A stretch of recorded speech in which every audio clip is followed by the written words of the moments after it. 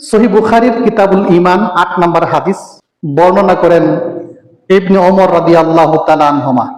তিনি বলেন, নবী সাল্লাল্লাহু আলাইহি ওয়াসাল্লাম বলেছেন, বুনিয়াল ইসলামু আলা খামস, ইসলামের ভিত্তি, ইসলামের স্তম্ভ হচ্ছে ৫টি।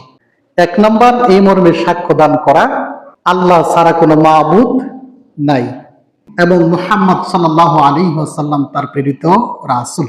নাম্বার ২, সালাত কায়েম করা। নাম্বার ৩, যাকাত আদায় করা।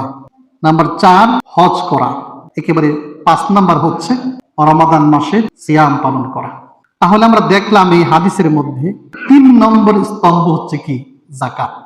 এই যাকাত মূলত মুসলমানদের ৬ ধরনের সম্পদের উপর যাকাত হয়। কয় ধরনের?